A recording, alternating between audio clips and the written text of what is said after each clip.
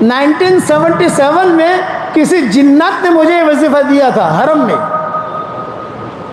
77 کی بات کر رہا ہوں۔ تو میں نے، میرے ابا نے، حضرت جی نے پوچھا میں بڑے میاں کیا کہہ رہے تھے؟ میں نے کہا تھا یہ کہہ رہے تھے۔ تو ابا نے کہا تو پڑھنا لیکن مجموعے بیان مت کرنا۔ اب میں آپ کو ایک ہدیہ دینا چاہتا ہوں، قبول کرو گے انشاءاللہ؟ دیکھو آج جمعہ کا دن ہے، جمعہ کی نماز کے بعد، سنتوں کے بعد، نفلوں کے بعد، اگر کوئی آدمی 7 مرتبہ سورہ اخلاص پڑھ لے اور 7 مرتبہ سورہ فلق پڑھ لے اور 7 مرتبہ سورہ ناس پڑھ لے تو اگلے جمعہ تک اللہ تعالیٰ ہر برائی سے اس کو بچا لے گا۔ عمل الیوم واللیلہ میں یہ حدیث موجود ہے، اور ہر جمعہ کو میں ویڈیو بھیجتا ہوں، لکھ کے بھی بھیجتا ہوں واٹس ایپ پر۔ اس لیے جمعہ کی نماز کے بعد یہ 3 چیزیں پڑھنے کی آپ اہتمام کریں۔ 7 مرتبہ سورہ اخلاص، 7 مرتبہ سورہ فلق، 7 مرتبہ سورہ ناس۔ 1977 میں کسی جنات نے مجھے وظیفہ دیا تھا حرم میں، 77 کی بات کر رہا ہوں۔ تو میں نے، میرے ابا نے، حضرت جی نے پوچھا میں بڑے میاں کیا کہہ رہے تھے؟ میں نے کہا تھا یہ کہہ رہے تھے۔ تو ابا نے کہا تو پڑھنا لیکن مجموعے بیان مت کرنا۔ تو پڑھیو، تو پتہ نہیں جنتوں کا ٹھکانہ نہیں، کیا وہ کہیں کیا نہ کہیں، حدیث ہے کہ نہیں، مجموعے بیان مت کرنا۔ میں نے ابا سے کہا نہیں کروں گا، لیکن جب کتابیں پڑھنی شروع کی، کتابیں لکھنی شروع کی، یہ حدیث ملی تو پھر میں نے مجموعے کہنا شروع کر دیا۔ اگلے مجھے میرے قریب میں بھی بیٹھا ہوا تھا، اس نے کہا مولوی، جیسے کہتے ہیں نا 1977 میں میری عمر بھی کتنی ہوگی، وہ دیکھ اندازہ لگا لو، کہ او مولوی کوئی ہدیہ دوں؟ میں کہا دو، جمعہ کا دن تھا تو اس نے یہ بتایا مجھے، اور ہمارے پیچھے میرے حضرت جی ابا وغیرہ سب بیٹھے ہوئے تھے حرم میں، اور میں مطاف میں بیٹھا ہوا تھا۔ پوچھا بھی کیا بتا رہے تھے بڑے میاں؟ میرے حضرت یہ۔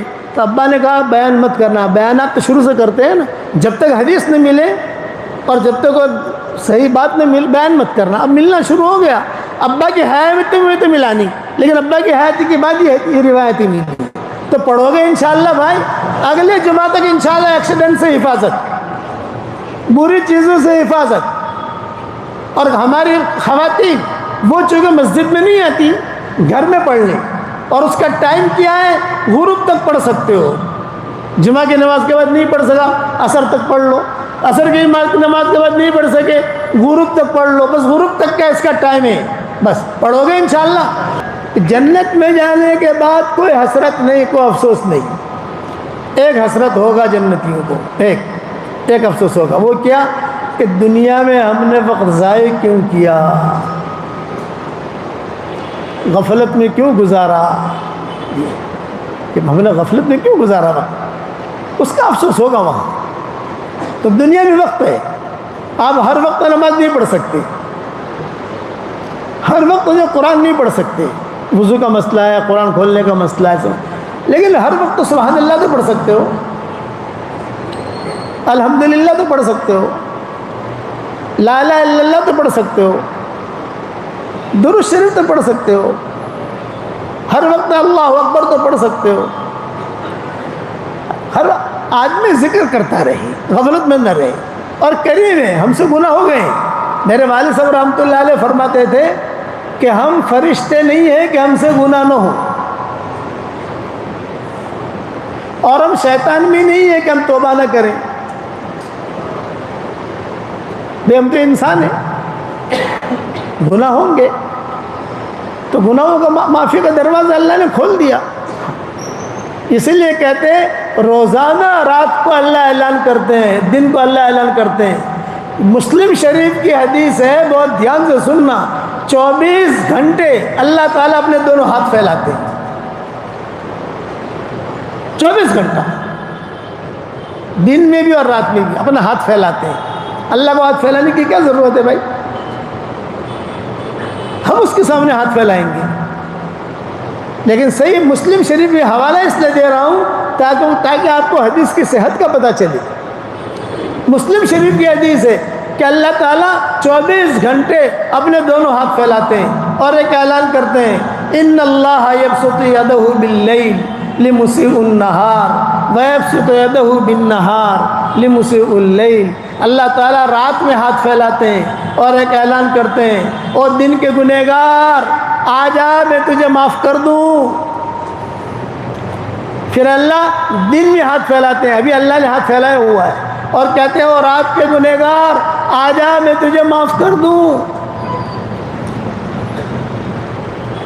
دیکھو میری کتابوں میں یہ حدیث ملے گی آپ کو، اور مسلم کا حوالہ مجھے آدمی عام طور سے بڑھاپے میں حوالے بھول جاتا ہے، لیکن یہ کہ میں بار بار یہ حدیث بیان کرتا ہوں تو اس کا حوالہ بھی یاد رکھتا ہوں کہ مسلم شریف کی حدیث سے 24 گھنٹہ آپ تھوڑا سا تنہائی میں بیٹھ کر سوچو کہ یار 24 گھنٹہ اللہ ہاتھ پھیلاتے ہیں میرے لیے، آپ کو پیار آئے گا اللہ سے،